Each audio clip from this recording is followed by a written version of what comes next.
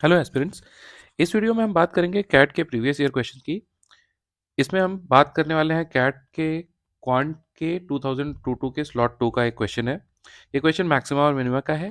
Question है, if a and b are non negative real numbers such that a plus 2b is equal to 6, then the average value of maximum and minimum possible value of a plus b is। ठीक है, हमको ऐसा लिखा हुआ है कि a plus 2b की value 6 है। a plus 2b अगर 6 है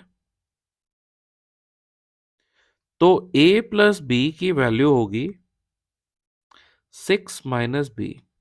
और इसका मतलब a प्लस बी b की वैल्यू पे डिपेंड कर रहा है। अब b एक नॉन नेगेटिव रियल नंबर है, तो a प्लस बी की मैक्सिमम वैल्यू तब आएगी जब b मिनिमम होगा। और b मिनिमम कितना हो सकता है?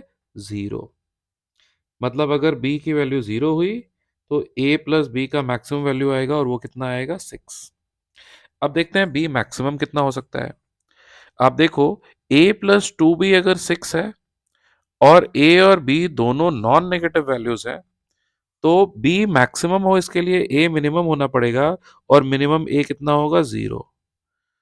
तो उस केस में 0 प्लस 2b होगा 6, और इसका मतलब b का मैक्सिमम वैल्यू है 6।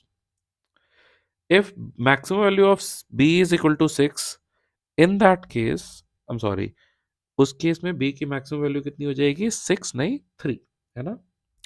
ठीक है, अगर b की मैक्सिमम वैल्यू है 3, तो उस केस में a प्लस बी, जो कि 6 माइनस बी था, वो अपनी मिनिमम वैल्यू पे पहुंच जाएगा, जो कि होगा 6 माइनस 3, मतलब कि 3। तो हमको a प्लस बी की मैक्सिमम वैल्यू मिल गई 6, a प्लस बी की मिनिमम वैल्यू मिल गई 3। अब इन दोनों का एवरेज वैल्यू अगर हमको निकालना है तो होगा 6 + 3/2, जो कि हो जाएगा 4.5। तो सही आंसर है ऑप्शन बी। तो आई होप आपको ये क्वेश्चन समझ में आया होगा। Thank you so much. Thank you. Good bye.